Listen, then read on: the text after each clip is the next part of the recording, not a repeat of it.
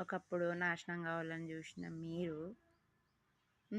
ఇప్పుడు ఇల్లు కట్టుకోగానే వీళ్ళు బాగుపడ్డారు అని అనుకుంటున్నారు. మేము బాగుపడ్డామా ఖరాబ్ అయినమ్మా?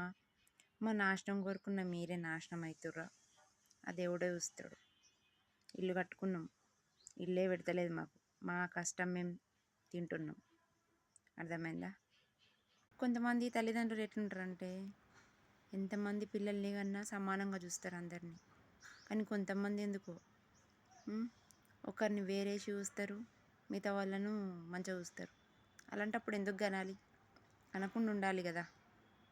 ఇంకా కొందరు ఉంటారు, మా ఇంట్లో ప్రతిదీ లెక్కలు రాసి పెడతారు, మా ఇంట్లో తోపులు తురుములు అని చెప్పుకుంటారు. అలాంటి వాళ్ళ పరిస్థితి ఇప్పుడు ఏమైంది? తోపులు తురుములు ఎక్కడ వేయరు? ఏమైంది? మీ బతుకులు ఏమైనాయి? ఎటు పోతున్నాయి? మేము నాశనం కావాలని కోరుకున్నారు కదా, మేమేం నాశనం కాలే, మంచిగానే ఉంటున్నాం. కాకపోతే మీలాగా రిచ్ తిండి తింటలేమేమో కానీ తింటున్నాం, మంచిగా ఉంటున్నాం. ఇలాగా రోగాలు వస్తే వాళ్ళకి వీళ్ళకి ఫోన్లు వేసి చెప్పుకుంటలేం.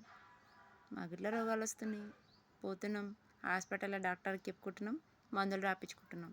కానీ అందరికీ ఫోన్ చేసి బీపీలు వచ్చినాయి, షుగర్లు వచ్చినాయి అని చెప్పుకుంటలేం మేము. అర్థమైందా?